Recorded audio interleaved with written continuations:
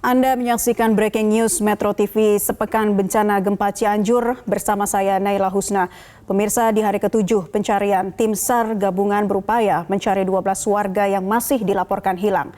Yang Anda saksikan saat ini, pemirsa, visual udara Kampung Cicadas, Desa Cijedil, salah satu titik pencarian. Pencarian di Kampung Cicadas difokuskan pada pembukaan jalur eskavator. Sebelumnya alat berat sulit masuk ke titik pencarian karena untuk menuju lokasi harus melewati perkebunan dan sawah warga serta material longsor yang tebal.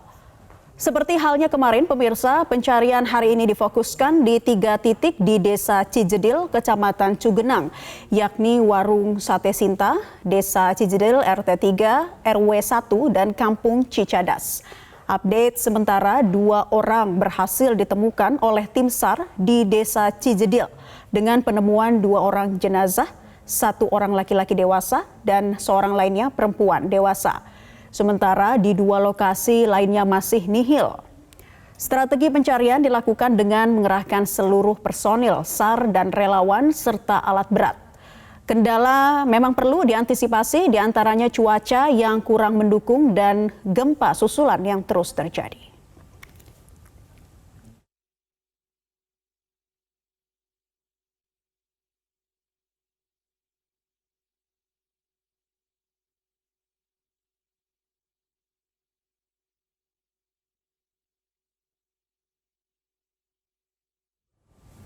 Tujuh hari pasca gempa magnitudo 5,6 yang mengguncang Cianjur, Jawa Barat, gempa Cianjur menelan ratusan korban jiwa dan memaksa lebih dari 73.000 jiwa harus mengungsi. Upaya pencarian dan evakuasi terus dilakukan. Pemerintah pun berjanji akan segera melakukan rehabilitasi akibat dampak gempa.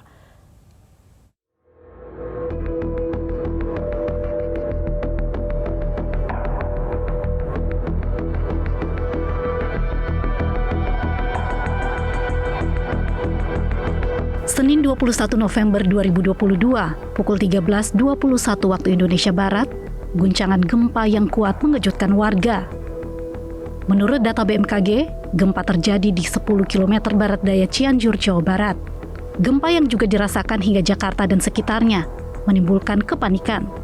Terlebih warga Cianjur, lokasi pusat gempa terjadi. BMKG menyebut gempa berpusat di darat, tidak berpotensi tsunami. Namun pusat gempa di kedalaman 10 km merupakan gempa dangkal yang mengakibatkan kerusakan parah, bahkan memakan korban jiwa yang banyak. Hingga Sabtu 26 November 2022, BNPB menyebut korban jiwa akibat gempa Cianjur mencapai 318 jiwa. Sementara korban hilang sebanyak 14 orang dan masih dalam proses pencarian. Korban luka sebanyak 7.729 orang, dan yang masih dirawat di rumah sakit karena luka berat sebanyak 108 orang. Akibat gempa yang menimbulkan banyak kerusakan rumah warga dan fasilitas umum lainnya, mengakibatkan lebih dari 73.000 jiwa mengungsi di sejumlah tenda pengungsian yang didirikan pemerintah oleh relawan dan swadaya warga korban gempa. Adapun warga yang mengungsi per hari ini akumulasi dari hari pertama 73.693 orang. Selanjutnya untuk kerugian material, total rumah rusak 58.049 yang dinyatakan rusak berat 25.186, sedangkan untuk rusak sedang 12.496. Gempa magnitudo 5,6 di Cianjur juga mengakibatkan longsor di sejumlah lokasi yang menimbun warga. Pencarian pun dipusatkan di 3 titik longsor, yaitu di Jalan Raya Desa Cijedil atau Warung Sate Sinta, Desa Cijedil RT 3, dan longsor di Kampung Cicadas, Cijedil. Pasca gempa Cianjur, sudah 2 kali Presiden Joko Widodo mendatangi beberapa lokasi terdampak gempa. Presiden menegaskan bahwa proses rehabilitasi bagi rumah-rumah yang mengalami kerusakan akan segera dilakukan pemerintah setelah proses evakuasi dan distribusi bantuan menjangkau semua lokasi. Yang paling penting setelah nanti evakuasi ini selesai, distribusi bantuan sudah bisa menjangkau ke semua lokasi, baru babak berikutnya adalah rehabilitasi untuk rumah-rumah yang roboh berat, sedang maupun yang ringan.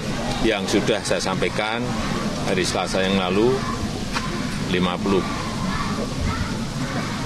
juta untuk yang rusak berat, yang sedang 25 juta, yang ringan 10 juta. Saya datang ke Kecamatan Cugenang ini karena memang ini adalah epicentrumnya dan yang paling parah, terutama untuk rumah-rumah yang roboh yang paling banyak ada di sini. Yang meninggal pun yang banyak juga di sini. Sementara itu memasuki hari ke-7 pasca gempa Cianjur, tim gabungan terus melakukan distribusi bantuan untuk korban terdampak gempa, pencarian korban hilang, dan trauma healing bagi para korban, khususnya anak-anak. Tim Liputan, MGN. Pemirsa, proses pencarian dan evakuasi korban reruntuhan longsor di Desa Cijedil, Cianjur, Jawa Barat masih terus diintensifkan. Memasuki hari ke-7 ini, tim SAR gabungan mengerahkan kekuatan penuh dengan menurunkan personil gabungan dengan jumlah maksimal. Seperti apa proses pencarian korban yang saat ini tengah berlangsung? Saat ini kita terhubung dengan jurnalis MGN Levi Wardana yang berada di lokasi kejadian. Levi, bisa Anda gambarkan situasinya di sana seperti apa? Apakah ada temuan jenazah baru di lokasi? Baik, Naila, saya baru saja mendapatkan informasi sekitar pukul 10 lebih 30 menit begitu, tim SAR gabungan yang berada di Desa Cijedil RT 3 tepatnya telah berhasil menemukan satu jasad lagi yang berjenis kelamin laki-laki. Dan ciri-ciri dari jenazah tersebut adalah mengenakan baju hitam begitu, bergaris-garis dan juga bercelana hitam kain. Dan jenazah laki-laki tersebut memiliki ciri-ciri di tangan kanannya itu ada tanda lahirnya. Dan adanya temuan jenazah baru tersebut menjadi korban hilang berkurang menjadi 12 orang yang masih dinyatakan hilang tertimbun longsor di 3 worksite area titik pencarian. Yang pertama yang berada di lokasi saat ini saya berada yaitu di Warung Sate Sinta, dan satu lagi berada di RT 3 Desa Cijedil, Cianjur, Jawa Barat. Dan yang terakhir berada di Kampung Cicadas, Desa Cijedil, Cianjur, Jawa Barat. Dan saya bisa gambarkan di belakang saya saat ini sekarang berada. Tadinya ini merupakan adalah pemukiman warga dan juga warung-warung begitu yang biasa buka di pinggir jalan raya yang menuju arah Cipanas, Jawa Barat dan juga Cianjur. Terdapat beberapa jumlah korban jiwa yang masih hilang. Saya pun mendapatkan informasi dari keluarga korban yang berada di sini tadi. Mereka melaporkan keluarganya hilang di area ini dan tim petugas gabungan yang telah beroperasi di sini mencari korban keberadaannya begitu telah berhasil mengendus beberapa faktor yang diduga kuat adanya 2 korban jenazah lagi yang berjenis kelamin perempuan. Hal tersebut dilihat dari adanya temuan kasur dan juga alat-alat kecantikan begitu milik perempuan dan juga aroma yang diduga adanya tertimbun longsor di area itu. Sementara itu di lokasi ini sendiri ada 3 titik fokus pencarian. Yang pertama ada di sisi kanan sebelah kamera, itu tadi ditemukan adalah mobil pick up berwarna hitam yang memang dari 3 hari kemarin titik tersebut digali begitu oleh petugas di sini untuk dicari apakah adanya keberadaan korban jiwa di dalam bawah mobil pick up hitam tersebut. Dan saat ini kamera akan menunjukkan di sana yang ada kerumunan petugas itu adalah yang tadi saya katakan adanya diduga 2 korban jenazah yang tertimbun yang masih terdapat kasur begitu dan juga alat-alat kelengkapan wanita. Dan petugas pun masih terus berupaya menggali lebih dalam dengan alat swadaya, Naila. Karena dengan konstruksi tanah yang cukup labil, cuaca yang tidak menentu dan juga aftershock gempa susulan masih dirasakan. Tadi saya sendiri pun dapat merasakan gempa susulan yang intensitasnya cukup ringan pada pukul 6.30 pagi tadi. Dan untuk terus menggali tanah yang cukup tebal, petugas menggunakan alkon begitu. Alkon ini adalah air yang menggunakan selang untuk menyemprot ke arah tanah agar tanah tersebut terkikis dari tebalnya tanah yang menimpa korban jiwa yang berada di bawah ini. Naila. Ya, Levi, selain menggunakan alat yang tadi Anda sebutkan, strategi apa lagi yang dilakukan tim SAR? Mengingat ini sudah hari ke-7, kemudian harus segera ditemukan korban hilang ini, terutama di desa Cijedil yang menjadi area longsor parah di sana. Apa saja kendalanya selain cuaca dan juga medan yang cukup rumit di sana? Dan strategi apa yang dilakukan? Baik Naila, strategi utama yang dilakukan adalah dikerahkannya seluruh tim gabungan untuk melakukan pencarian di hari ke-7 ini. Sedikitnya ada 200 lebih personil tim gabungan SAR yang turun di area ini, yang biasanya pada setiap harinya itu pada pagi hari 100 tim gabungan dikerahkan, ya, lalu menggunakan shift siang begitu 100 orang lagi. Namun di hari ini seluruh tim diturunkan untuk menggali lebih dalam tanah yang ada di sini agar 12 korban yang dinyatakan hilang bisa segera ketemu, Naila. Dan selanjutnya adalah strategi yang dilakukan menggunakan tali. Karena medan yang cukup curam, saya bisa gambarkan di sini dan saya juga tadi sudah berhasil ke bawah ke area jurang ini. Ketinggian di sini sekitar 25 meter dengan kemiringan 80 derajat. Petugas tidak dapat berhasil mengevakuasi dengan cara estafet mengangkat satu persatu jenazah yang ada di bawah. Namun menggunakan tali dengan cara dikatrol begitu, lalu kemudian ditarik oleh petugas yang ada di atas untuk dimasukkan ke dalam ambulans. Dan seluruh korban yang berhasil dievakuasi tersebut nantinya akan dibawa ke Rumah Sakit Umum Daerah Cianjur, Jawa Barat. Naila. Ya, Levi, untuk korban yang baru saja ditemukan ini apakah sudah dibawa ke RSUD Cianjur? Baik Naila, menurut informasi yang saya terima, setelah adanya proses penemuan dan proses evakuasi, korban sesegera mungkin langsung dibawa begitu untuk dilakukan proses identifikasi lebih lanjut. Dan saat ini pun saya bisa kasih lihat gambar, sudah ada 2 mobil ambulans yang standby di sini, Naila. Dan biasanya 2 ambulans ini atau ambulans yang berjejer di area tepi jalan raya yang menghubungkan Cianjur, Jawa Barat menuju Cipanas, itu sudah terdeteksi korban. Jadi ambulans ini akan sesegera mungkin membawa korban yang biasa dilalui di jalur ini. Dan ini adalah lokasi yang biasanya nanti ketika ada temuan jenazah akan ditarik lewat sini, Naila. Karena curah medan yang cukup terjal, tidak bisa dilakukan proses evakuasi secara estafet. Naila. Ya, Levi, sepengamatan Anda di sana, apakah juga masih ada sampai saat ini keluarga korban yang kemudian menunggu untuk penemuan jenazah selanjutnya atau juga keluarga korban hilang lain yang ada di sekitar? Bagaimana informasinya? Baik Naila, tadi saya sempat mewawancarai salah satu keluarga korban dan kebetulan Bapak ini juga masih ada di sini. Ini adalah salah satu keluarga korban yang tadi saya jelaskan yang merupakan keluarganya menjadi korban longsor yang diakibatkan gempa 5,6 magnitudo, Pak. Gimana, Pak? Udah ada hasil belum, Pak? Atau informasi yang Bapak terima? Apakah ada titik terang, Pak? Kalau sekarang belum, Pak. Belum ada. Boleh diceritain sedikit kepada saya gitu dan juga pemirsa, seperti apa sih, Pak, keberadaan keluarga Bapak ini yang 2 orang ini, Pak?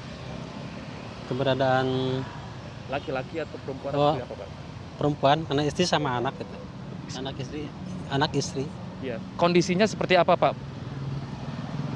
Kalau waktu itu ya lagi istri sehat ya sehat, kalau anak ya memang dari kecil kayak bayi aja gitu walaupun umurnya 21 gitu. Oh gitu. Berarti Iya. memang kondisinya tidak sehat begitu Iya, pas iya. tinggal. Bapak tahu lokasinya di sini itu seperti apa? Bapak lagi kerja kah? Apa memang lagi keluar gitu, Pak? Ya lagi keluar, lagi di luar, lagi di rumah di kampung gitu. Baik Pak, kan ini udah menuju hari ke-7 nih Pak proses evakuasi. Keluarga Bapak sendiri belum berhasil ditemukan. Harapannya apa Pak ke depan? Ya harapannya mau ketemu, mau kelihatan dulu jenazahnya walaupun udah meninggal, itu udah takdir dari Allah, udah ikhlas, udah itu. Tapi kalau saya belum terus kesini mudah-mudahan karena kalau saya nggak kesini rasanya nggak enak itulah, belum melihat jenazahnya gitu, belum anak dan istri gitu. Tapi itu kasur sudah kelihatan begitu ya Pak ya? Itu bisa dipastikan Pak, memang Kasur milik yang mana? keluarga Bapak begitu Pak? Apa? Kasur yang itu milik Yang berwarna putih begitu Pak? Masih belum dapat dipastikan begitu ya Pak kira-kira Pak? Belum. Baik. Soalnya ibu juga dapatnya lebih jauh gitu dari sebelah situ. Oke, berarti Kalau Bapak... yang udah kelihatan mah itu aja mobil yang sudah itu. Baik, terima kasih Bapak. Semoga menemukan titik terang dan dapat kembali dievakuasi keluarganya yang masih tersisa di dalam. Itulah Naila, wawancara saya dengan keluarga korban yang memang setiap harinya di hari ke-7 ini Bapak ini setiap hari menunggu di sini untuk memastikan sudah ditemukan atau belum keluarganya yang masih tertimbun di area longsor. Naila. Baik, Levi Wardana, jurnalis MGN melaporkan langsung dari Desa Cijedil. Terima kasih atas informasinya. Dan pemirsa, proses pencarian 2 korban yang diduga tertimbun longsor di Kampung Cicadas, Cijedil terus dilakukan tim SAR gabungan. Fokusnya selain melakukan pencarian secara manual juga membuka jalur masuknya alat berat. Untuk pencarian 2 warga yang diduga tertimbun akibat dari longsoran di Kampung Cicadas, Desa Cijedil, Kecamatan Cugenang, Kabupaten Cianjur, proses pencarian terus dilakukan oleh tim SAR gabungan. Potensi SAR dikerahkan lebih banyak jika dibandingkan dengan 3 hari yang lalu, karena ini sudah memasuki hari keempat dan harapan keluarga nantinya di hari ini 2 orang keluarga mereka dapat segera ditemukan. Untuk hari keempat sejak hari Minggu pagi, tim SAR gabungan sudah mulai melakukan pencarian. Namun fokus utama pada hari Minggu di pagi hari adalah untuk proses pembukaan jalur untuk alat berat, karena alat berat baru bisa masuk jika akses ke lokasi ini atau ke titik ini sudah dibuka. Pembersihan sejumlah material sudah dilakukan untuk pembukaan jalur alat berat. Ada 1 unit eskavator yang dikerahkan untuk nanti membantu proses pencarian 2 orang warga di Kampung Cicadas ini. Akses alat berat juga cukup sulit masuk, eskavator susah masuk ke lokasi karena memang aksesnya yang masih tertimbun oleh material longsor yang padat dan tinggi. Selain itu juga material longsor di bagian bawah itu merupakan lumpur karena merupakan persawahan. Selain untuk membuka akses jalur bagi alat berat untuk bisa masuk ke lokasi, mempercepat proses pencarian korban, tim SAR gabungan juga saat ini melakukan pembukaan akses seperti penebangan pohon sehingga proses penggalian dapat lebih cepat dilakukan. Tadi pihak keluarga yang kami temui mengungkapkan bahwa diperkirakan dan diprediksi bahwa anggota keluarga mereka terakhir berada di sebelah kiri di saat tim SAR ataupun pihak kepolisian tengah melakukan penggalian di sebelah kiri sana. Itu diperkirakan adalah titik terakhir yang merupakan posisi dari kedua keluarga mereka yang merupakan ayah dan anak yang pada saat kejadian hendak berusaha lari melalui jalur yang ada di pinggir. Ini menjadi salah satu patokan bagi tim SAR untuk kemudian melakukan penggalian, selain juga berdasarkan dari hasil pelacakan yang dilakukan oleh anjing pelacak atau K9. Ada beberapa anjing pelacak, setidaknya 2-3 anjing pelacak yang dikerahkan, baik itu milik pihak kepolisian maupun pihak TNI yang dikerahkan sejak beberapa hari ini. Dan saat ini pihak dari Brimob juga tengah melakukan pembukaan aliran air. Hal ini dilakukan nantinya agar bisa dilakukan penggunaan alat alkon, yakni semprotan air dengan bertekanan tinggi sehingga dapat melakukan proses pencarian dan juga evakuasi ini. Tentu diharapkan hari ini proses dapat dilakukan dengan cepat, ditambah lagi untuk hari Minggu pagi hingga siang ini diprediksi cuaca juga cukup cerah sehingga tim SAR gabungan dapat efektif melakukan proses penggalian dan juga pencarian, ditambah dengan 1 unit alat eskavator atau alat berat. Dari Cianjur, Jawa Barat, Sisilia Sinabaripah, Ridwan Bima, Metro TV. Breaking News Metro TV akan kami lanjutkan kembali untuk Anda usai jeda pariwara berikut ini.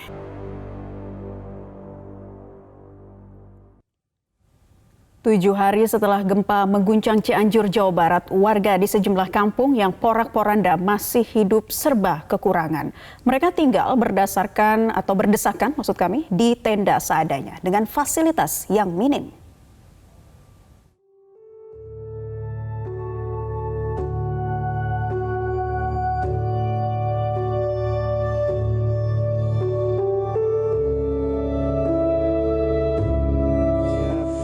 Inilah kondisi pengungsian warga korban gempa di Kampung Sudi, Desa Nagrak, Kabupaten Cianjur, Jawa Barat. Warga harus tinggal sementara di tenda yang mereka bangun secara swadaya ini. Tenda ini dibangun dengan mengumpulkan barang-barang tersisa milik warga yang masih dapat dimanfaatkan. Seperti sisa-sisa spanduk yang digunakan warga sebagai atap. Sementara alas tidur yang digunakan ialah karpet yang masih bisa mereka ambil di rumah mereka yang kini telah rata dengan tanah. Mereka juga menggunakan batang padi di sawah untuk terhindar dari hujan, serta menggali parit agar air tidak masuk ke dalam tenda. Ini karpet dari mana Kang Berarti dapat? Ini karpet bekasnya. mana ini? Yang ini? Ini mah Sisa-sisa yang sisa-sisa yang tertumpuk tertumpuk di rumahnya? di rumah. Nah ini ada sayur-sayuran juga, ini sayur kapan kan? Sayur sisa-sisa sebelum terjadi itu Sebelum kan. terjadinya. Ya, Nah, terus ini obat-obatan ada nggak sih? obat-obatan paling nggak ada. Nggak ada Paling ya? paling sisa lah, ada Oh, sisa dulu ya. Sementara untuk kebutuhan makan sehari-hari, para pengungsi mengandalkan makanan dan sayuran yang tersisa sebelum gempa terjadi di wilayah mereka. Saat ini tenda pengungsian sementara dihuni oleh sekitar 80 jiwa, di mana terdiri dari dewasa, lansia hingga anak-anak. Tak jauh berbeda dengan kondisi warga di Kampung Sudi. Warga Kampung Kutowetan, Desa Mangunkerta, Kecamatan Cugenang, bahkan harus tinggal di pengungsian tanpa dilengkapi penerangan di malam hari. Kondisi ini sudah dialami pengungsi selama 1 pekan. Setiap malam para pengungsi hanya mengandalkan lampu jalanan dan senter untuk melakukan aktivitas mereka. Pengungsi pun berharap agar mereka segera mendapatkan alat bantu penerangan agar bisa memudahkan kegiatan mereka di malam hari. Kabel sekumplitnya sama lampunya bantal weh kalau ada mah. Kalau ada Berarti lampu gitunya, Ya. kabelnya juga kurang ya. iya Terus apanya lagi? Fitting, fitting cangkok disebutin Pak. bolam ya. RT-nya tuh Hmm. Terus apa kabel fitting cangkok lampu biar ada stopannya nggak usah pakai stop kontak Kalau ada stop kontak gitu ya? ya. Ya sudah berapa lama gelap-gelapan gini Pak? Puasa seumur Sejak gempa kejadian. aja? Sejak Seumur gempa. kejadian. Selain penerangan, tenda pengungsian warga juga membutuhkan bantuan air bersih hingga obat-obatan karena tidak sedikit warga yang mulai terserang penyakit. Tim Liputan MGN. Penyaluran bantuan bagi korban gempa yang mengungsi di kandang kambing telah dilakukan. Dan untuk mengetahui informasi terkait dengan kondisi di sana saat ini, kami sudah terhubung bersama Saifal dari Kabupaten Cianjur, Jawa Barat. Saifal, setelah Kemensos dan BNPB memberikan bantuan berupa tenda, apakah seluruh pengungsi sudah meninggalkan kandang kambing? Ya, baik. Dapat saya gambarkan bahwa memang tadi pagi itu Kemensos berkunjung ke lokasi tempat pengungsian yang berada di kandang kambing di desa Mekarsari, Kecamatan Cianjur, Kabupaten Cianjur ini. Sebelumnya itu kemudian sudah datang juga BNPB dan mendirikan tenda yang ada di belakang saya ini. Selain itu kemudian memang beberapa relawan dan masyarakat itu terus memberikan bantuan ke tempat ini. Namun berdasarkan pantauan kami yang terkini memang jika sebelumnya masyarakat kemudian menolak untuk dipindahkan dari kandang kambing kemudian ke tempat pengungsian karena berbagai faktor, misalnya karena tidak mau meninggalkan hewan ternak mereka dan barang-barang yang tersisa di reruntuhan rumah. Namun kali ini sudah mau ke tempat ini dan tadi sudah mulai memindahkan barang-barang mereka dan memilih tempat untuk tidur seperti itu, karena mereka tahu bahwa di sebelah kiri saya ini kemudian ternyata ada air atau kamar mandi yang memang bisa mereka jadikan tempat untuk buang air dan juga mandi dan untuk keperluan masak dan sebagainya. Namun dapat kami informasikan bahwa selain kemudian beberapa masyarakat sudah memindahkan barang-barang mereka, namun mereka sebagian para laki-lakinya kemudian masih berada di tempat kandang kambing itu karena mereka harus menjaga hewan ternak mereka dan juga memberi hewan ternak mereka karena mereka khawatir juga hewan ternak mereka kemudian terjadi apa-apa. Demikian, kembali ke Anda. Ya, Saifal, tapi ada berapa tenda yang disiapkan pemerintah dan apakah seluruhnya sudah terpasang hingga siang hari ini? Dapat kami informasikan yang memang hari ini terpasang itu kemudian baru tenda BNPB yang berada di belakang saya ini dengan fasilitas yang sudah disediakan seperti karpet, kemudian juga alat tidur yang lain seperti selimut, itu kemudian sudah berada di sana. Namun yang di sebelah kanan saya, tepatnya di samping tenda BNPB ini kemudian berdiri juga tenda milik relawan. Selain itu kemudian tidak jauh dari sini itu kemudian masih di sekitar kandang kambing ini sudah berdiri juga tenda-tenda sebelumnya, namun dianggap itu masih kurang layak karena air masih masuk ke dalam dan juga masih ada rembesan hujan ke sana. Sementara satu tenda kemudian yang diberikan oleh Kementerian Sosial itu belum dipasang dan rencananya akan dipasang di sekitar sini juga, sehingga kemudian seluruh masyarakat yang ada di pengungsian ini kemudian itu bisa tertampung ke dalam tenda-tenda pengungsian yang layak yang sudah diberikan oleh pemerintah. Dapat kami informasikan juga bahwa sebelumnya kemudian masyarakat itu terus memberikan bantuan di tempat ini. Dan satu lagi yang memang yang diharapkan oleh masyarakat, jika masyarakat ini memberikan bantuan, kemudian jangan hanya berfokus pada satu titik saja, di mana kemudian itu hanya bisa digunakan oleh satu tempat pengungsian, tapi alangkah baiknya mereka berharap itu dititipkan pada posko RT RW setempat sehingga bisa didistribusikan secara merata kepada masyarakat-masyarakat yang ada di sekelilingnya. Karena memang hanya RT RW lah yang tahu di mana kemudian pengungsian atau masyarakat yang terdampak, sehingga jika dikumpulkan dalam satu tempat, dalam satu posko, misalnya di posko RT RW, itu kemudian RT RW-nya bisa menyalurkan ke warga-warga yang dianggap itu mereka belum mendapatkan bantuan. Dengan seperti ini kemudian diharapkan bantuan bisa merata ke berbagai tempat yang terdampak gempa bumi di Cianjur ini. Demikian. Ya, Saiful, tadi Anda katakan tenda yang didirikan oleh pemerintah sampai saat ini belum semuanya bisa terpasang di sana. Dan tadi sudah ada fasilitas untuk air bersih, MCK, tapi apakah sudah cukup untuk menampung para pengungsi yang ada di sana, Saiful? Ya, hingga saat ini memang berdasarkan pantauan kami, jika kita lihat di tenda yang saat ini ada, itu kemudian memang sudah mencukupi karena sebagian masyarakat mendirikan tenda-tenda masing-masing, walaupun mereka juga berharap tenda itu diganti dengan tenda yang lebih layak, tenda kemudian yang atapnya sudah didesain sedemikian rupa sehingga tidak panas dan sebagainya. Ini kemudian itu terlihat sudah cukup dengan beberapa titik yang didirikan di lokasi ini. Demikian. Ya, Saiful, satu lagi, jadi bisa Anda informasikan kembali mengenai distribusi bantuan yang keluar dan masuk ini seperti apa distribusinya? Apa saja yang dibutuhkan pada pengungsi dan bagaimana kemudian strateginya agar bantuan tidak difokuskan pada satu titik saja? Ya, berdasarkan yang kami pantau tadi, masyarakat kemudian menyampaikan bahwa mereka berharap jika ada bantuan kemudian masuk itu kemudian tidak diberikan langsung ke warga-warga karena yang lebih tahu itu adalah RT RW setempat. Ada beberapa masyarakat tadi kemudian yang ketika diberikan bantuan oleh para relawan, mereka kemudian mengarahkan agar bantuan itu diserahkan kepada RT RW, dan itu pun tadi sudah dilakukan oleh beberapa relawan yang dari luar daerah, kemudian difokuskan di satu titik posko sehingga posko itu yang mendistribusikan kembali kepada masyarakat baik itu makanan maupun juga obat-obatan.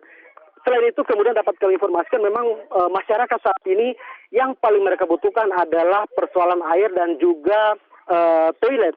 Mereka berharap kemudian di tempat, termasuk di tempat saya melaporkan saat ini, masyarakat berharap ini ada toilet sehingga mereka tidak kesulitan atau tidak kesusahan untuk buang air khususnya pada malam hari. Dan juga di sini memang banyak anak-anak yang dikatakan ketika kemudian mereka buang air maka itu akan kesulitan jika tidak ada toilet. Maka mereka berharap ada kemudian toilet yang diberikan oleh pemerintah sehingga bisa dipasang di sini atau mendirikan toilet di sini. Berikut ada air bersih karena persoalan air bersih ini kemudian menjadi persoalan masyarakat di beberapa pengungsian. Seperti kemarin saya sudah berkunjung ke beberapa tempat seperti misalnya di Kecamatan Cugenang, kemudian salah satunya di Kecamatan Cianjur, beberapa desa. Mereka sama mengeluhkan minimnya pasokan air bersih. Nah, sehingga air bersih dan toilet ini menjadi salah satu kebutuhan setelah kemudian bahan pokok atau sembako. Kembali ke Anda.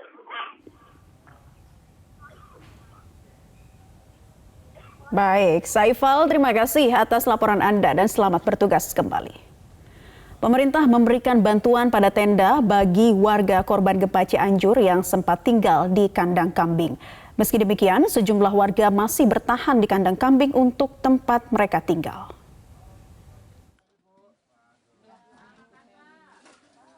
Bantuan tenda serta sembako dari Kementerian Sosial dan BNPB mulai menjamah warga korban gempa yang tinggal di kandang kambing Kampung Warubatu, Desa Mekarsari, Cianjur, Jawa Barat. Kini warga yang sempat tinggal di kandang kambing mulai berpindah ke tenda yang lebih layak untuk mereka tinggali. Namun tak seluruh warga ingin berpindah.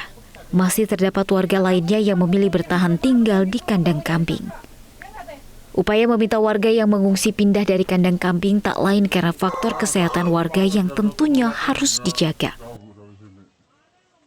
Upaya untuk mengingatkan supaya bisa bergeser untuk pengungsiannya, kita siapkan tenda, sembako, selimut, matras, sehingga supaya nanti pengungsi bisa pindah ke tempat yang agak jauh dari kandang tersebut.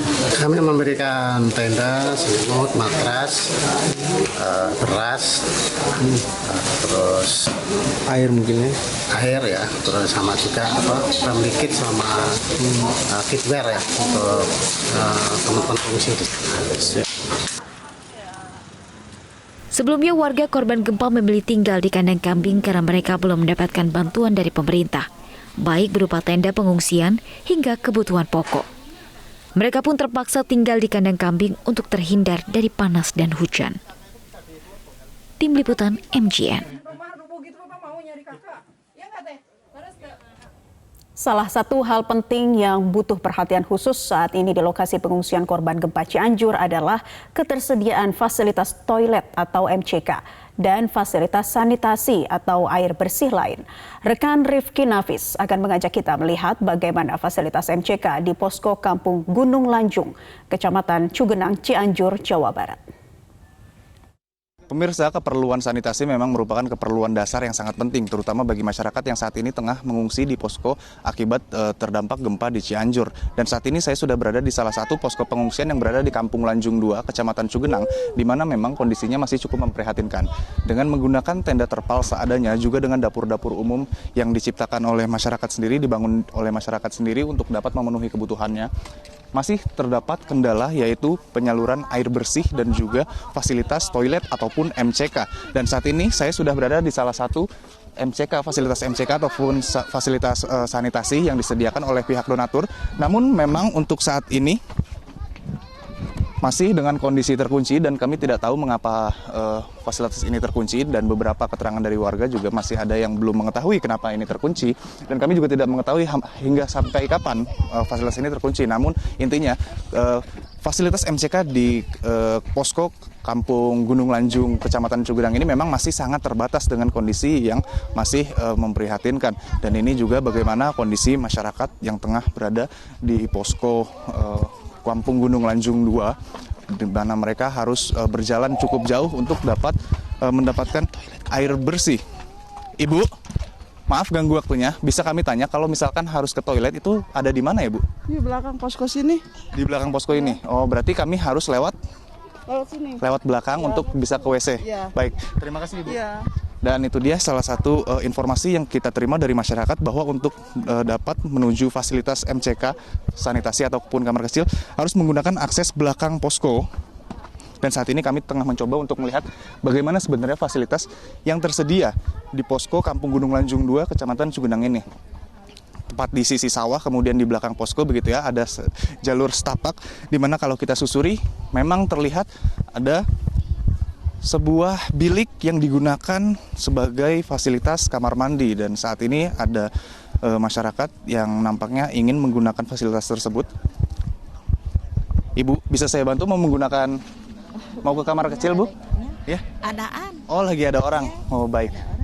Dan saat ini memang kondisinya masih sedang digunakan oleh ya oleh warga yang berada di posko Gunung Lanjung 2. Namun memang kalau kita lihat secara kondisi dengan menggunakan bilik masih cukup terbatas dan seadanya. Dan ini menjadi perhatian khusus tentunya bagi setiap pihak, baik pemerintah maupun relawan ataupun siapapun yang ingin memberikan donasi untuk memperhatikan bagaimana fasilitas air bersih terutama untuk digunakan sanitasi.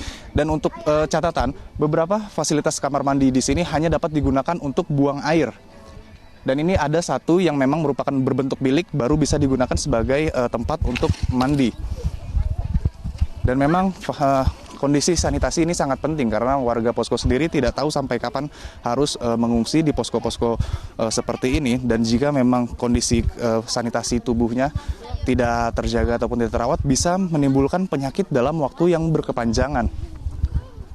Dan saat ini memang kondisinya masih cukup memprihatinkan sehingga memang harus ada perhatian lebih dari pemerintah khususnya maupun setiap donatur yang ingin memberikan bantuannya di posko Kampung Gunung Lanjung 2, Kecamatan Cugenang. Dari Cianjur, Jawa Barat, Rifki Nafis Basya, Sabago Visasa, Metro TV. Kami masih akan kembali untuk Anda usai jeda pariwara berikut ini, tetaplah di Breaking News Metro TV. Pemirsa, gangguan kesehatan mengancam korban gempa Cianjur yang tinggal di posko-posko pengungsian yang belum layak. Mereka berharap kehadiran tenaga medis bisa membantu mengatasi berbagai keluhan terkait kesehatan mereka, terutama para pengungsi anak-anak. Di Kecamatan Cugenang, Kabupaten Cianjur, masih ada ribuan warga yang terpaksa mengungsi di tenda-tenda dengan minim kehadiran tenaga medis. Tak hanya itu, kondisi tenda pengungsian juga masih memprihatinkan. Dengan kondisi tenda pengungsian yang tak layak, mereka mulai mengeluhkan kondisi kesehatan dan jatuh sakit. Tak hanya para pengungsi dewasa, tapi juga anak-anak. Ketersediaan air bersih terutama untuk sanitasi merupakan keluhan yang paling banyak disampaikan para pengungsi. Menjaga anak-anak kesehatan, kan fasilitas begini Pak, jauh lah lebih dari di rumah gitu. Anak saya juga ini baru sembuh sedikit-sedikit gitu ya, berobat tapi panas lagi malamnya gitu. Kebanyakan kan di tenda-tenda gini mah khawatirnya anak sama saya mah gitu. Kalau orang tua malah bisa di mana aja tidur bebas gitu Pak ya. Kalau anak-anak kan nggak bisa. Sementara itu, tenaga kesehatan yang turun di lapangan menyebut ada beberapa potensi gangguan kesehatan yang mengancam pengungsi, mulai dari demam hingga gangguan pencernaan. Dengan segala keterbatasan, tenaga medis berupaya proaktif menangani pengungsi yang mengalami gangguan kesehatan dengan membentuk posko kesehatan dan distribusi obat yang lebih merata kepada para pengungsi. Jadi kami masuk ke dalam posko-posko pengungsian untuk mengecek kesehatan dari masing-masing individu yang berada di pengungsian. Lalu selanjutnya melakukan jemput bola apabila ada dari masyarakat yang berada di pengungsian jauh lalu tidak memiliki akses terhadap kesehatan. Kami menyiagakan tim untuk jemput bola, melakukan pengobatan langsung kepada masyarakat yang terdampak. Sebaran dampak gempa yang luas hingga 15 kecamatan, kondisi geografis yang berada di pegunungan, hingga kondisi cuaca yang tengah musim hujan menambah berat penanganan korban gempa dengan cepat dan tepat agar penderitaan mereka tidak makin bertambah dan berlarut-larut. Dari Cianjur, Jawa Barat, Rifki Nafis Basya, Sabago Visasa, melaporkan untuk MGN. Pemirsa, pengungsi kampung Lemah Duhur Cianjur yang menjadi korban gempa hari ini memberanikan diri kembali untuk melihat dan memeriksa kondisi rumah mereka yang roboh terdampak gempa demi bisa menggunakan kamar mandi. Terbatasnya akses air bersih di tenda pengungsian karena hanya ada satu toilet yang dipakai bersama, membuat mereka terpaksa menggunakan air selokan. Dan informasi terkini terkait kondisi pengungsi selengkapnya akan disampaikan jurnalis MGN Arbida Dono Semito yang berada di tenda pengungsian korban gempa Kampung Lemah Duhur Cianjur. Arbida, bisa Anda informasikan kondisi para pengungsi saat ini seperti apa yang paling mereka butuhkan?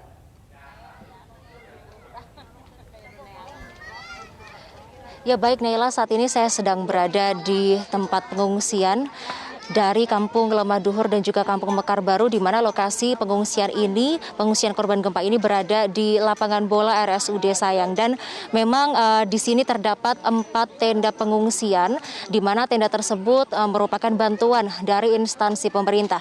Dan dari informasi yang saya dapat, total ada 57 kakak yang menempati 4 tenda pengungsian. Dan tadi juga saya sudah melihat ternyata tidak hanya 4 tenda pengungsian saja yang ada di sini. Ternyata warga juga membangun beberapa 1 atau 3 tenda pengungsian darurat kecil yang mereka bangun sendiri untuk mereka tempati begitu. Kemudian selain itu di sini warga masih mengalami trauma dan juga hanya sebagian yang memang sudah berani untuk mengecek atau memeriksa kembali dari rumah mereka karena memang kondisi dari rumah mereka sendiri ada beberapa yang sudah roboh. Dan menurut informasi juga untuk pengungsi laki-laki memang siaga bergantian untuk menjaga masuknya logistik dan juga antisipasi gempa susulan dari maghrib sampai pagi jam 5 pagi. Kemudian akan digantikan oleh pengungsi laki-laki lainnya. Tadi saya juga melihat adanya aktivitas membagikan donasi baju dari mahasiswa yang membagikan baju dan celana. Dan pemirsa, tampak di sini memang kondisi dari tenda yang terbuka sehingga ketika cuaca panas, warga merasakan panas, kemudian ketika hujan warga memang sangat kedinginan. Dan saat ini saya sudah bersama dengan Ibu Minar, di mana Ibu Minar ini menjadi salah satu korban terdampak gempa. Selamat pagi Ibu Minar. Selamat pagi. Bu Minar, bagaimana kondisi kesehatan dari penduduk yang ada di sini? Ya, alhamdulillah sih penduduk mah gatal-gatal gitu, katanya panas, anak kecil gitu. Baik, kemudian untuk kehadiran tenaga medis ini bagaimana Bu? Apakah sudah hadir di sini dan juga sudah rutin? Sudah ada tenaga medis, cuma mungkin belum itu ya, udah ada ngasih obat itu, bantuannya udah ada. Kemudian sampai saat ini keluhan penyakit apa yang paling sering dirasakan oleh warga? Gatal-gatal aja sama batuk itu panas ya, gatal-gatal aja sama batuk. Oke, baik. Gatal-gatal ini karena disebabkan apa, Bu? Mungkin air dari ini, mungkin dari dari solokan ini mungkin. Boleh diceritakan Bu kenapa bisa gatal-gatal dan apakah menggunakan air dari selokan ini, Bu? Ya, nggak tahu atau mungkin dari ada nggak bersih mungkin ya airnya gitu, itu aja. Untuk satu tenda Bu itu berisi berapa orang Bu? Satu tenda berisi ada 8 kakak, ada yang 10 kakak satu tenda itu. Gitu. Nah itu terdiri dari kampung mana saja Bu, bisa dijelaskan? Kampung Lemah Duhur RT 02 itu yang dari bawah ada lagi dari kampung Mekar Baru ya itu dari Mekar Baru ada. Oke, nah kemudian kesulitannya apa Bu? Ini kan terkait cuaca kan nggak menentu ya Bu, kadang panas, kadang hujan, itu bagaimana Bu? Kesulitannya itu air bersih gitu. Udah air bersih aja sekarang mah, air bersih. Kemudian ketika hujan bagaimana Bu? Hujan itu ya pada kebanjiran apa gitu. Iya kebanjiran aja gitu. Masuk ke dalam airnya, jadi anak-anak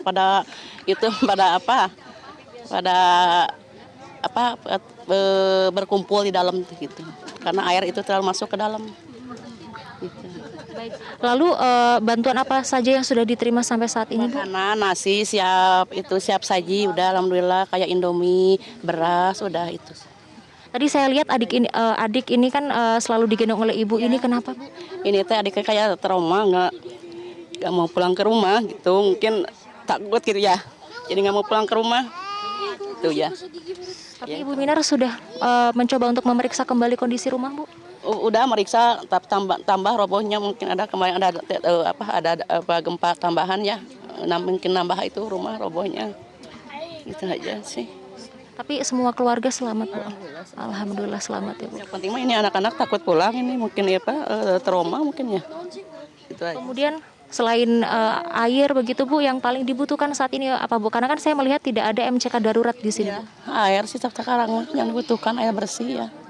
Terkait dengan penggunaan toilet ini bagaimana Bu? Toiletnya bergantian aja toiletnya di situ. Tadi kan saya melihat ada satu toilet saja. Iya, bergantian gitu. Oke, berarti hanya ada satu toilet yang berada di luar tenda pengungsian, di mana dari 57 kakak ini bergantian menggunakan situ. Kemudian ada yang ke itu ada ke air sana, yang ada itu solokan itu ada, yang kalau ibu-ibu mah sama anak kecil di sini aja, kalau bapak-bapaknya ke sana gitu. Oke, baik, berarti informasi yang terbaru itu air dibendung sendiri sejak hari Senin begitu ya Bu ya. Oke, baik, terima kasih Bu Minar. Pemirsa, itu tadi wawancara saya dengan Bu Minar terkait dengan kebutuhan utamanya memang adalah air bersih begitu. Dan saat ini di belakang saya ini tampak beberapa pengungsi yang sedang duduk santai di sini menikmati makanan begitu, di mana beberapa pengungsi ini juga masih mengalami trauma, dan juga tadi juga saya sudah berbincang bahwa masih trauma untuk kembali ke rumah begitu ya. Dan saat ini saya sudah bersama dengan Bu Eti, di mana Bu Eti ini menjadi salah satu korban gempa yang rumahnya roboh. Iya, paling parah. Perabot semua habis, hancur. Ketinggang itu runtuhan ke tangga gitu, Neng. Jadi rumpuhnya ke sini, ke saya, semua anak saya ketinggang runtuhan gitu, Neng. Semuanya. Tapi saya kan nggak ada di rumah lagi kerja gitu, Neng. Jadi anak saya tuh ketimbang runtuhan itu sirahnya rotok sakit, tapi ke dokter kan nggak mau gitu, Neng.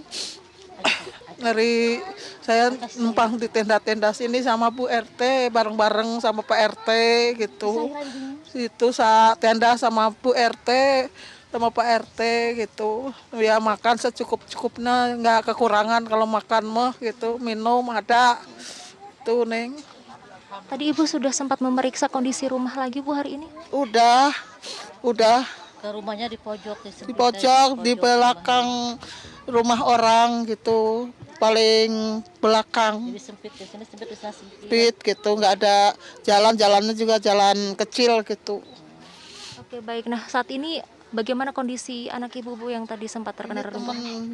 Di temennya numpang di temennya, dibawa sama saya di tenda, nggak mau kalau mau lagu makan nyamperin ke sini, saya kasih di sini di Seskom buat makan ini. Kemudian ini kan sudah berada di tenda sejak hari Senin begitu ya Bu, ini kesulitan apa? Hari Senin gempa, terus langsung sama PRT, Pak RT suruh di sini aja Mbak, jangan kemana-mana gitu. Ya saya nurut sama Bu RT sama Pak RT gitu, ya udah saya ke sini aja gitu. Baik, lalu kemudian apa yang saat ini memang sangat Ibu butuhkan? Sangat saya butuhkan ya, mudah-mudahan rumah saya pengen dibangun deui, Neng. Begitu aja, di tempat tinggal saya pengen dibangun lagi gitu. Yang saya butuhkan cuma itu aja. Ya. Baik, terima kasih Bu Eti, semoga selalu dikuatkan. Ya. Bantuan betul, semoga segera ada. Langsung gitu. Amin. Saya langsung ke sini ke saya gitu. Mudah-mudahan Neng dari mana aja gitu yang bantu ke saya, pengen langsung ke saya gitu, Neng. Supaya saya bisa tempat tinggal, punya tempat tinggal gitu, Neng. Baik, semoga selalu dikuatkan Ibu. Iya, makasih ya, Neng. Amin.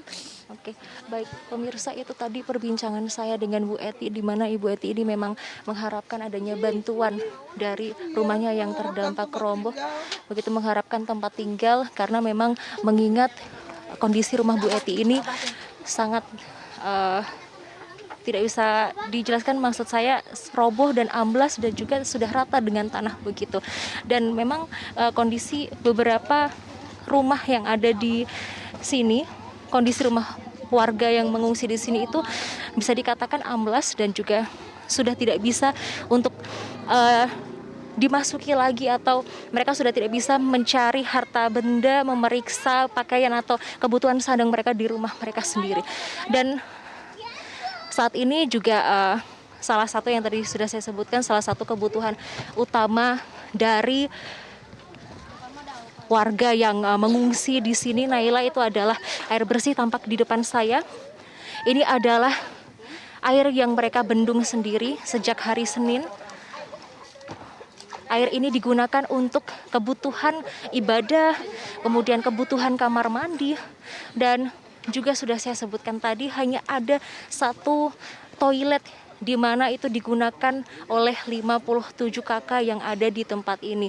Dan memang selain itu warga di sini mengharapkan adanya segera bantuan pemerintah untuk hunian mereka, karena tadi saya juga sempat mewawancarai beberapa warga mengatakan bahwa rumah mereka ini masih menyewa sehingga mereka bingung membayarnya bagaimana, dan juga untuk membayar tagihan dan lain-lain itu juga mereka bingung membayarnya bagaimana begitu, sehingga sampai saat ini mereka masih menunggu adanya bantuan dari pemerintah.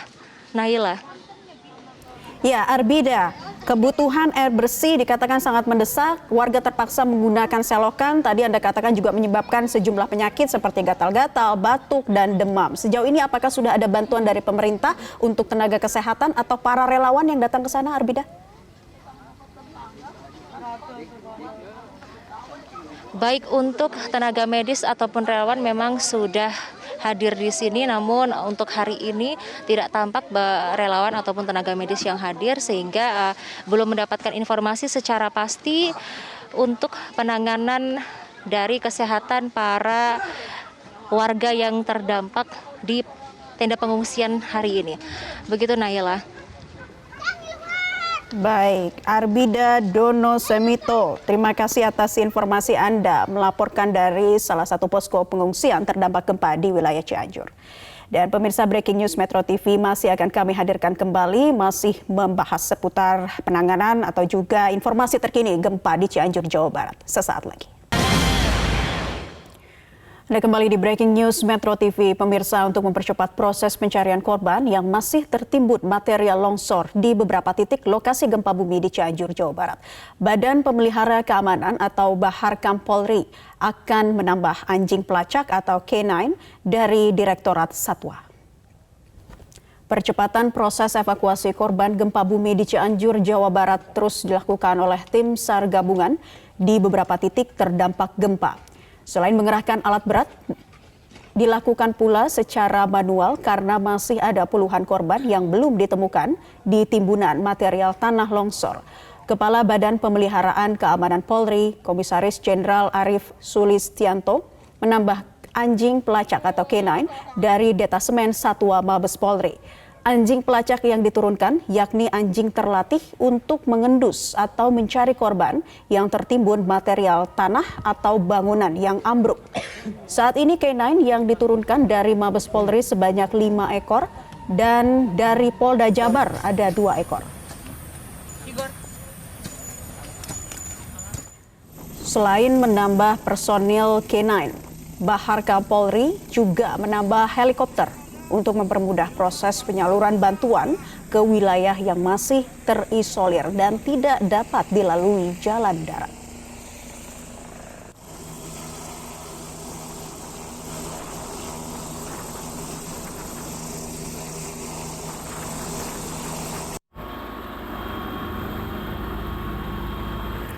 Masih tersisanya sejumlah korban hilang yang tertimbun di area longsor di Desa Cijedil, Cianjur, Jawa Barat yang membuat seluruh elemen relawan mengoptimalkan pencariannya.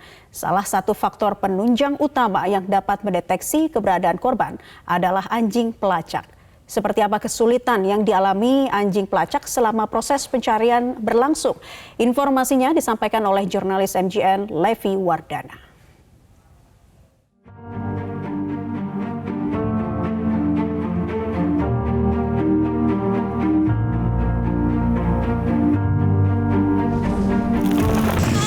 Proses pencarian masih terus dilakukan oleh sejumlah tim gabungan yang terdiri dari TNI, Polri, Basarnas, dan seluruh elemen relawan lainnya. Pertama, proses evakuasi dan pencarian dititik beratkan di sejumlah titik lokasi area yang terdampak dan melakukan berbagai strategi, yaitu salah satunya dengan anjing pelacak. Anjing pelacak ini sangat berguna untuk mendeteksi atau mengendus keberadaan korban yang berada di bawah. Namun di sini terdapat salah satu poluan yang bisa saya lihat yang biasa menggunakan atau menelusuri anjing K9 K9 di tengah lokasi bencana. Nah, saya mau tanya Mbak sebagai poluan sendiri ada nggak sih kesulitannya untuk mengendalikan anjing pelacak ini, Mbak? Kalau untuk kesulitannya sih masih belum ada ya, cuman untuk lokasinya sih, untuk lokasi yang pencariannya sih yang ini masih sulit. Biasanya tuh caranya gimana Mbak untuk bikin anjing pelacak K9 ini tuh jinak mungkin dan nurut ke arahan Mbak untuk mencari mendeteksi korban gitu Mbak? Tentunya kita sebelumnya itu pastinya melatih ya. Kita melatih anjing ini dulu di kantor kita, tugas kita ini melatih anjing ini khusus untuk mencari mayat ataupun korban yang sudah meninggal. Teknisnya seperti apa gitu Mbak? Apakah mungkin dilempar sesuatu anjing itu akan ke sana atau seperti apa Mbak? Oh tidak, jadi sebelumnya itu kita itu melatihnya itu mengenal bau mayat ya tentunya. Kalau misalnya dia sudah menemukan, kita memberikan reward ataupun pujian kepadanya. Baik, untuk di lokasi longsor sendiri ini, dari anjing K9 yang Mbak pegang sendiri ini sudah mengendus atau mendeteksi berapa korban atau mungkin sudah berhasil menemukan? Sudah ada 2 titik, cuman belum bisa, masih dilakukan pencarian ya, karena susah alat berat ya, beko untuk turun di bawah. Baik, terakhir nih Mbak, tingkat kesulitannya apa sih Mbak dalam lokasi bencana seperti ini untuk menggunakan anjing K9 untuk mendeteksi keberadaan korban? Kalau kesulitannya sih karena faktor cuaca ya, karena faktor cuaca sering hujan ya di sini, jadi kita sering berhenti melakukan pencarian, juga karena sering adanya gempa susulan juga ya, jadi kita harus tetap hati-hati dan kita harus sering melihat kondisi anjing tentunya. Baik, terima kasih Mbak Devi. Semoga semua anjing pelacak yang berada di sini bisa mengendus atau mendeteksi keberadaan korban sampai seluruh korban berhasil ditemukan. Baik, itulah pemirsa wawancara singkat saya bersama salah satu petugas yang biasa menggunakan anjing pelacak untuk mendeteksi keberadaan korban yang berada di lokasi longsor di daerah Desa Cijedil, Cianjur, Jawa Barat. Dari Cianjur, Jawa Barat, Levi Wardana, Metro TV. Hingga kini, tim SAR gabungan dan relawan masih terus mengupayakan pencarian warga di Kampung Cicadas yang masih tertimbun longsor. Pantauan kondisi terkini di lapangan akan disampaikan jurnalis MGN Sisilia Sinabariba. Sisil, ada berapa korban yang masih hilang sampai saat ini dan apakah pencarian sudah membuahkan hasil? Ya, Naila, untuk saat ini 2 alat berat telah sampai di lokasi pencarian yang menjadi titik fokus utama pencarian di Kampung Cicadas, Desa Cijedil, Kecamatan Cugenang, Cianjur, Jawa Barat ini. 2 alat berat ini tadi baru tiba di lokasi dan baru berhasil masuk ke lokasi sekitar pukul 12 waktu Indonesia Barat dan saat ini terus melakukan penggalian di 2 titik yang diduga menjadi titik terakhir dari 2 orang warga di Kampung Cicadas ini yang diduga tertimbun akibat dari material longsor. Eskavator yang berwarna ungu ini adalah diduga titik terakhir dari anak korban karena ada 2 orang korban di sini, ada ayah dan juga ada anaknya. Untuk anaknya diduga berada di titik terakhir yang tengah dilakukan penggalian oleh eskavator yang berwarna ungu. Nah, nanti ketika penggalian dilakukan sedalam 5 meter, maka pihak dari tim SAR gabungan ataupun di Basarnas di sini ataupun para relawan akan melakukan penggalian secara manual. Nah, nanti akan digali lebih dalam lagi karena untuk ketinggian longsor di tempat ini mencapai 7 sampai dengan 6 meter. Sementara itu untuk ayahnya masih ada berada di sekitar 5 meter dari titik eskavator yang berwarna ungu itu. Nanti akan dilakukan penggalian juga di sana untuk memastikan keberadaan dari 2 orang korban ini. Untuk membantu proses pencarian 2 orang korban ini tidak hanya menggunakan 2 eskavator untuk menentukan titik-titiknya, sebelumnya sudah ada anjing pelacak yang dikerahkan, baik itu milik para relawan maupun dari TNI Angkatan Darat maupun pihak kepolisian. Namun tadi ada 1 orang saksi mata dari pihak keluarga yang juga turut hadir ke lokasi meskipun dalam kondisi yang belum fit sepenuhnya karena merupakan korban yang ikut dari longsor ini. Tapi tadi ia tiba ke sini untuk memberikan dan mempermudah kinerja dari tim SAR untuk menentukan titik-titik lokasi. Saksi mata yang hadir di sini adalah anak dari korban yang diduga masih tertimbun material longsor dan masih dalam kondisi pemulihan. Dan saat ini sudah kembali ke posko untuk beristirahat. Titik-titik yang disampaikan oleh oleh saksi ini nantinya akan menjadi patokan dan itulah yang tengah digali oleh 2 alat berat ini. Dan untuk membantu proses ini sebenarnya seluruh relawan untuk hari keempat pencarian ini dikerahkan sepenuhnya jauh lebih banyak dibandingkan dengan 3 hari yang lalu. Karena ini sudah memasuki hari keempat, harapan keluarga tentunya dengan bertambahnya personil ini dengan adanya 2 alat berat yang dikerahkan 2 orang warga di Kampung Cicadas ini dapat segera ditemukan. Naila.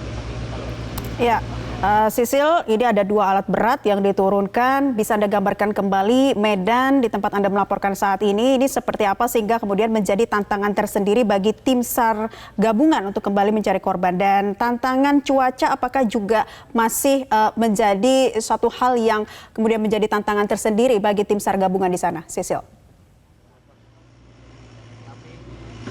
Iya, Naila, untuk tantangan yang pertama tentu akses menuju ke lokasi ini sudah memasuki hari keempat, namun alat berat baru masuk pada hari ini. Artinya baru masuk hari keempat, alat berat baru bisa digunakan untuk memaksimalkan proses pencarian dan juga evakuasi seperti di belakang saya ini.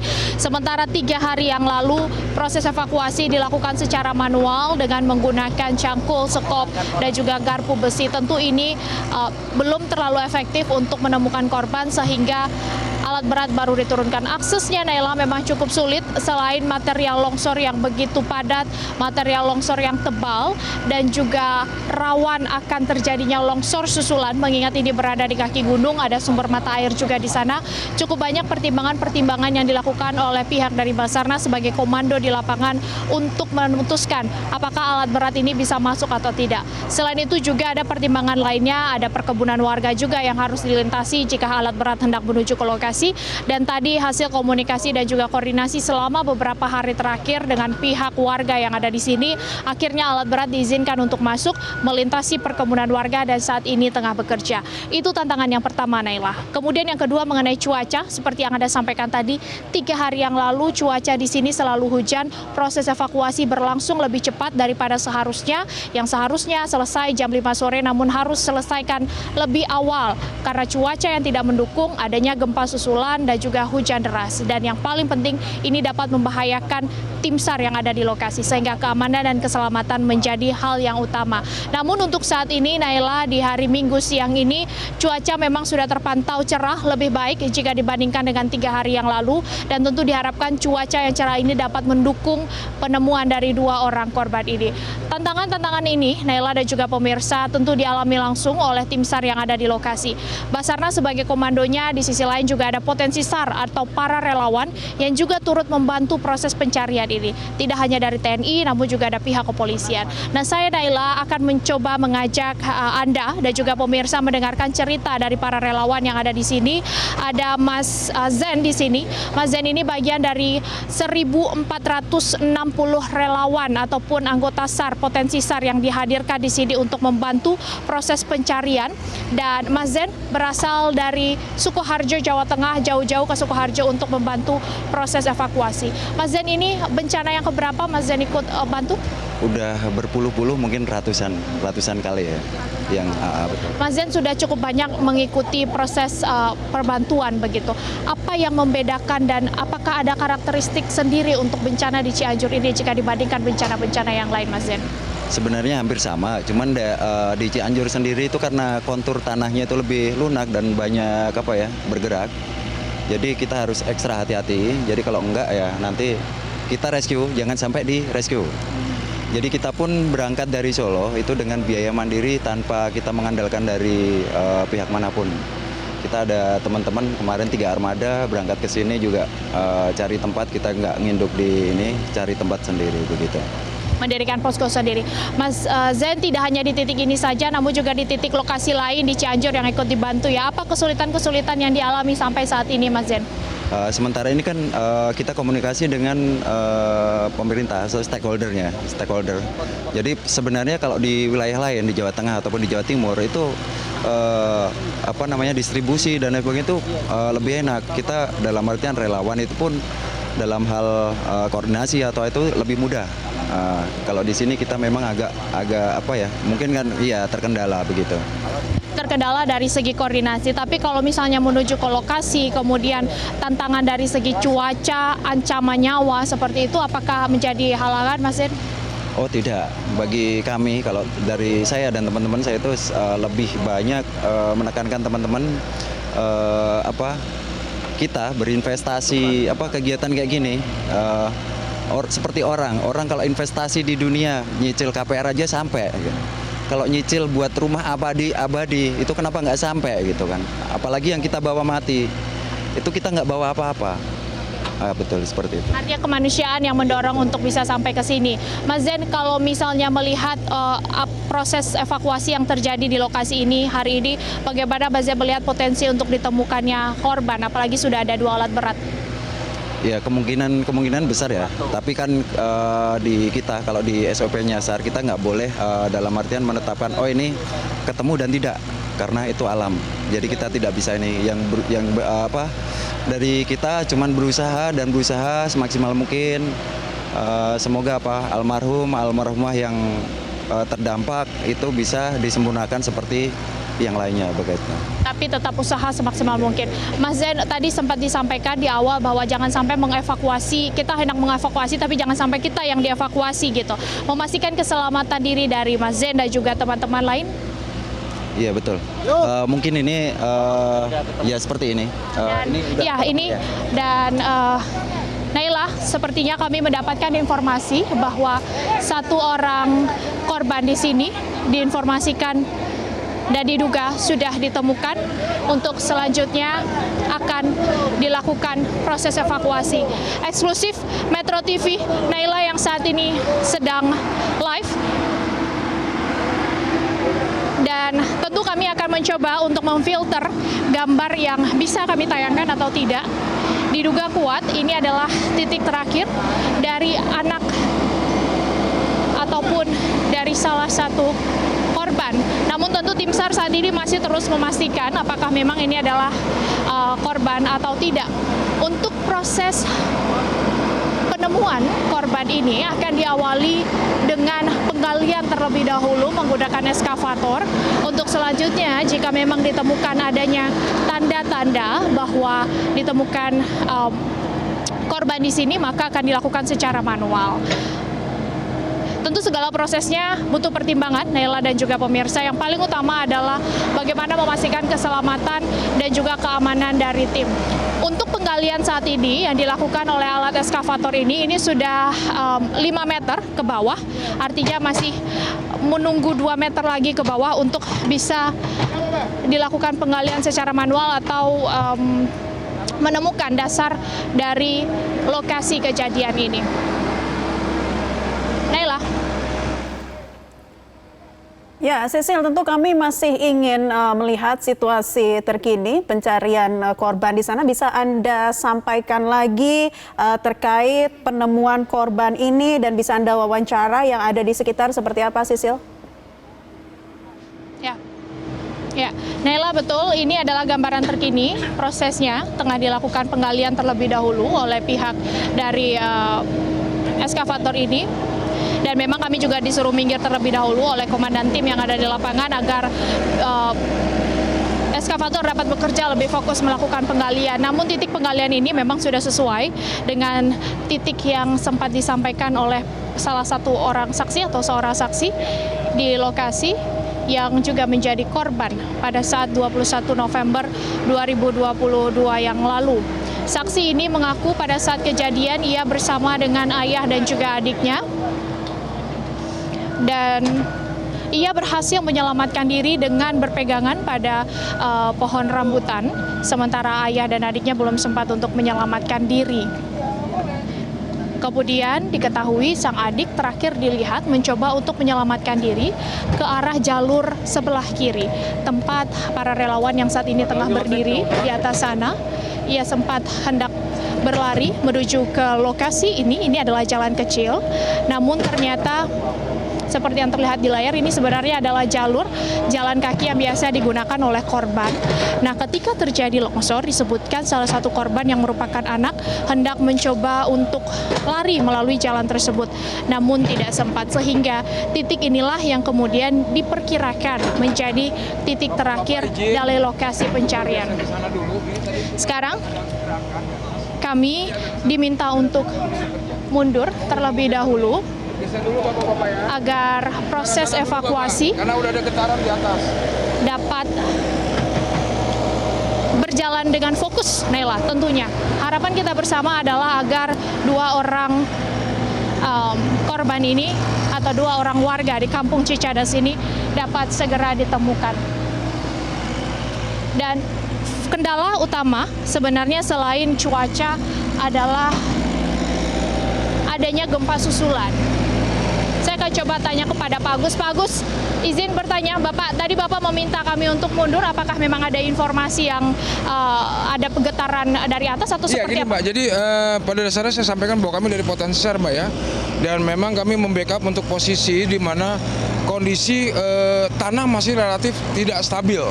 Ya kan, karena memang ini kan tanah lempung padat, sehingga pada saat ada gerakan alat berat, itu menyebabkan posisi yang sudah ada retakan di atas, itu bisa dimungkinkan akan menjadi tertarik atau terdorong untuk melukai para teman-teman dari tim rescue. Mungkin itu aja.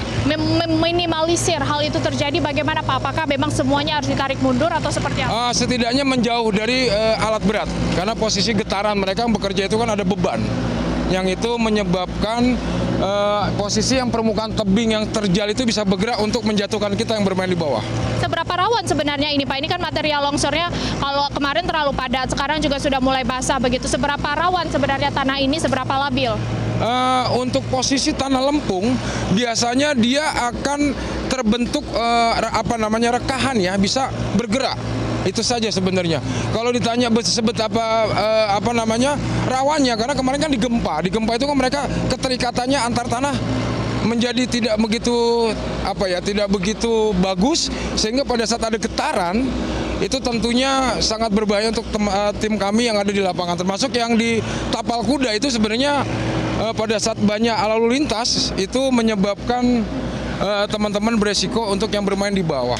Oke, artinya memang keselamatan nomor satu ya Pak ya. Keselamatan, karena dari Basarnas sendiri tentunya berpesan pada saat kami setiap kali apel pagi, kami mengedepankan keselamatan. Mungkin itu saja. Oke, baik, terima kasih banyak Pak Agus. Terima kasih juga kerja kerasnya selama ini. Siap. Dan Sehat ini selalu. terus terang untuk teman-teman Basarnas ini yang luar biasa. Dan teman-teman dari kepolisian, dari TNI yang luar biasa. Terima kasih banyak Pak Agus. Makasih. Itu tadi Naila, selain memang faktor cuaca, material longsor yang masih labil, yang belum terlalu kuat, ini menjadi salah satu faktor yang harus diperhatikan ketika proses evakuasi ini dilakukan, apalagi ketika sudah ada masuk alat berat. Jika 3 hari yang lalu masih dilakukan secara manual, sehingga seluruh tim ketika ada hujan deras ataupun hujan ringan dapat mudah dikoordinasikan, untuk hal ini tentu perlu ada antisipasi lebih lanjut, termasuk salah satunya untuk memperhatikan bagaimana kondisi di sekitar eskavator ini ketika dilakukan penggalian. Naila. Baik, Sisilia Sinabariba, terima kasih atas pantauan terkini Anda dari Kampung Cicadas, Desa Cijedil, Cianjur, Jawa Barat.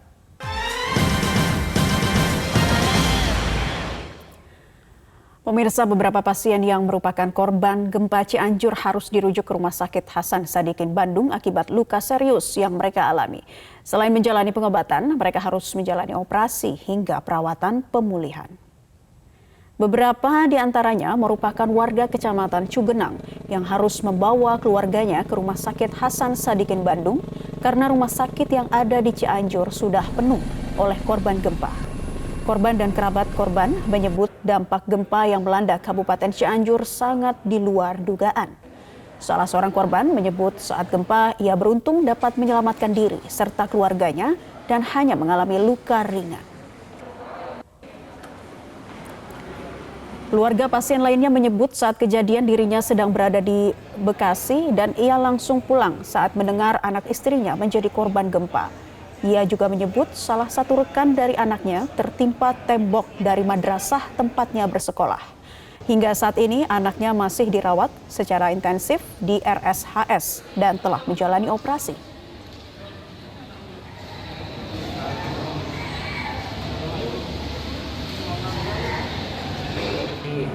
Pas kejadian itu kagetnya luar biasa.